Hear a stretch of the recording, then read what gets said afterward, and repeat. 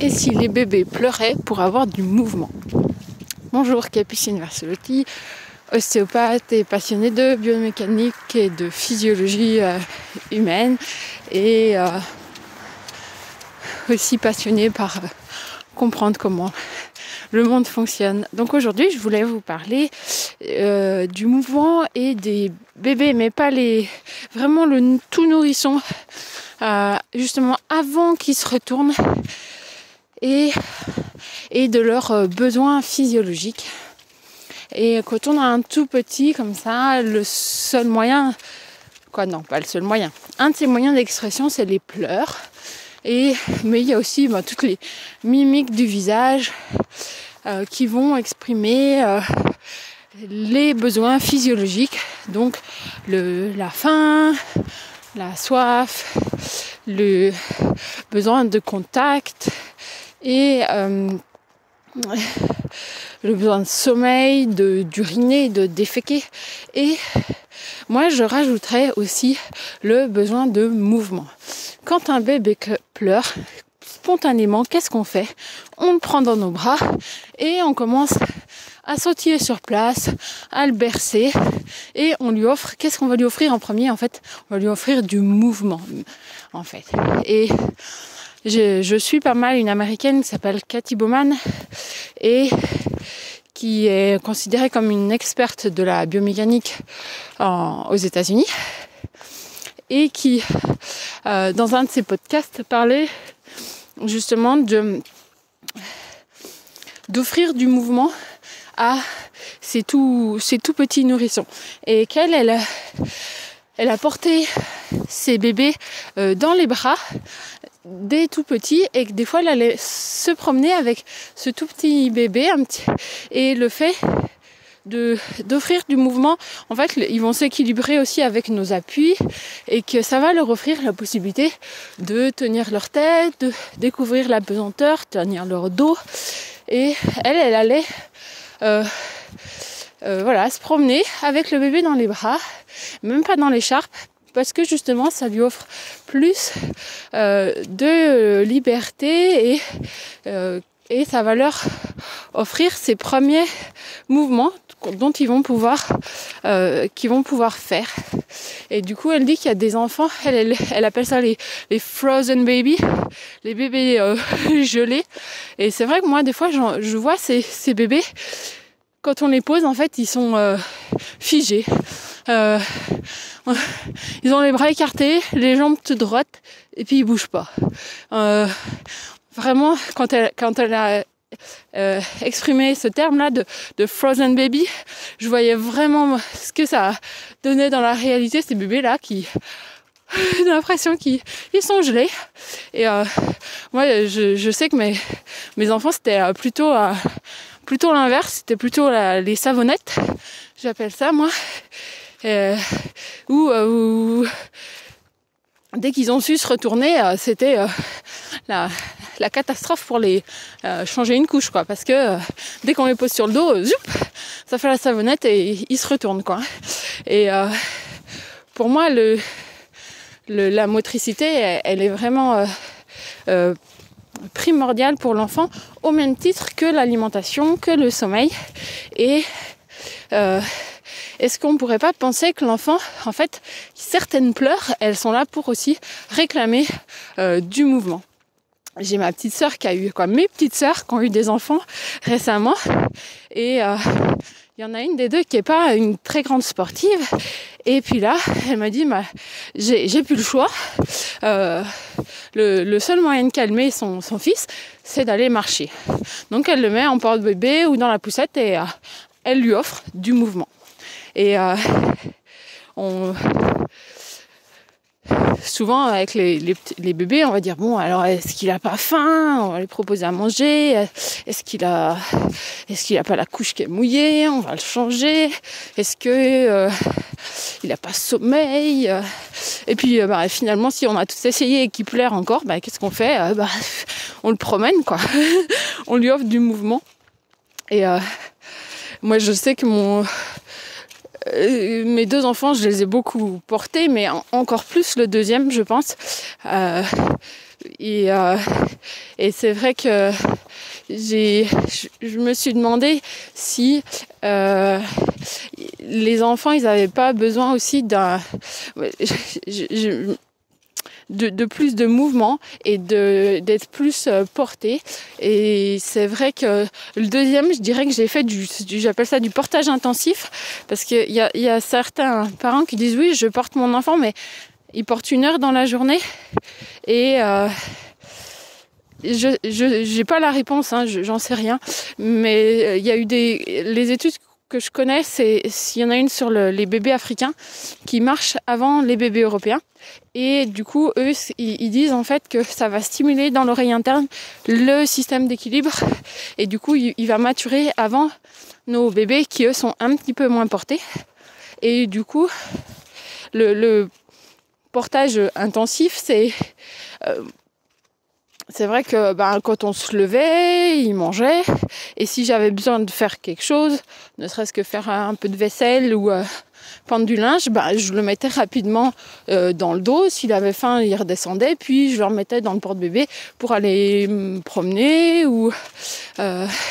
Et finalement, il alternait entre un petit temps posé par terre, allaité, et retourner dans le porte-bébé et il a passé beaucoup de temps en fait à être porté, et il a été encore plus précoce sur sa motricité que son frère. Bon, il y a aussi le fait que ça soit un deuxième et tout ça, mais c'est il y a eu des études quand même qui ont montré l'importance aussi du portage. Et après, j'avais pas cette notion de Cathy Bowman là, du portage à bras. Je vais pas forcément faire un 3e extrait pour expérimenter, mais je trouve vraiment cette notion intéressante, et que l'enfant en fait il va réagir aux appuis qu'on va lui proposer. Et c'est un peu ce qui est développé aussi dans l'autonomie, où on va apprendre aux parents à proposer des appuis où l'enfant il va se sentir en sécurité, et il va pouvoir exprimer sa motricité, mobilité en fonction de nous en fait. Et c'est en réaction à nos appuis que l'enfant il va pouvoir exprimer ça. Et j'ai souvenir d'une patiente qui avait une petite fille qui avait 5 mois. Et pour moi, à 5 mois, un enfant, ça tient largement sa tête. Et du coup, quand je l'ai empoignée, j'ai pas tenu sa tête, et en fait la tête elle est partie en arrière, mais vraiment de façon brutale. Je me suis fait peur du coup, parce que cette petite était incapable de tenir sa tête à 5 mois. Et en fait, quand on observe la mère, c'est que la mère elle croyait c'était vraiment une croyance qu'il fallait tenir la tête du bébé. Et finalement, elle lui a tellement tenu la tête à cette petite qu'elle n'a jamais développé la capacité de tenir sa tête toute seule. Et si c'est pour montrer à quel point l'importance de l'adulte dans le développement de l'enfant. Et si on leur tient pas la tête, après il y a des manières de les mobiliser pour leur permettre de tenir la tête. Parce que c'est vrai que si on soulève un enfant par exemple du cosy sur le dos, dans les premiers temps oui la tête elle va partir en arrière. Mais par exemple si on prend un enfant sur le côté ou sur le ventre, la tête en fait elle est solide, elle n'a pas les mêmes et ça va pas faire le côté la tête part en arrière. Donc c'est une manière de soulever, de décoller l'enfant, mais plus on fait les choses à leur place, et moins ils vont être capables aussi de les faire. C'est plus tard, pour des enfants plus grands, c'est un peu ce qu'on peut se rapprocher de la pédagogie Montessori, où on va dire à l'enfant, on va leur apprendre à faire seul. Mais pour moi, c'est aussi valable pour le nourrisson. On va aussi le laisser et la décapacité Alors c'est toujours un équilibre parce que ça a besoin de beaucoup de proximité, de beaucoup de contact aussi, et c'est trouver le juste équilibre pour leur offrir cette capacité de développer leur motricité, de développer le fait que de tenir sa tête, de se retourner, et aussi être présent et leur apporter tous leurs besoins physiologiques. Mais il ne faut pas oublier que le mouvement, pour moi, fait aussi partie des besoins physiologiques et des fois peut être aussi une solution pour nos bébés. Voilà. J'ai filmé pas mal de bébés que j'ai eu au cabinet là parce que je trouve ça vraiment très intéressant.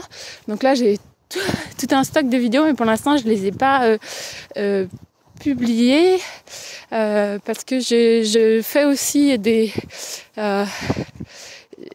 expériences entre guillemets où je vais aussi utiliser les réflexes archaïques chez mes petits bébés là qui ont du mal à exprimer leur mobilité. Je vais stimuler certains réflexes pour voir si ça peut les aider à se retourner, à ramper, en fait, je me rends compte que des fois, il y a des réflexes qui sont sur une jambe, qui sont pas sur l'autre,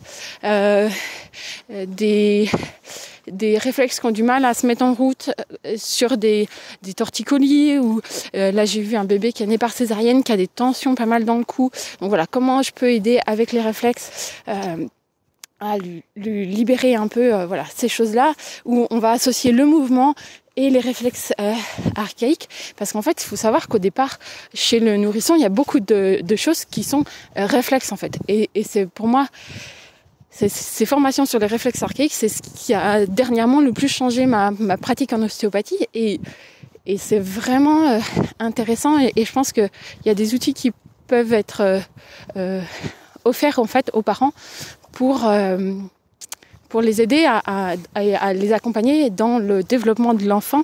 Et maintenant, je donne beaucoup de choses, d'outils que les parents ils vont pouvoir utiliser chez eux pour aider leur enfant à se développer. Et là, dernièrement, j'ai vu un bébé à la maternité carrément, et le papa est kiné. Alors c'était super sympa parce que moi j'ai fait ma séance, puis après je lui dis maintenant c'est vous faites.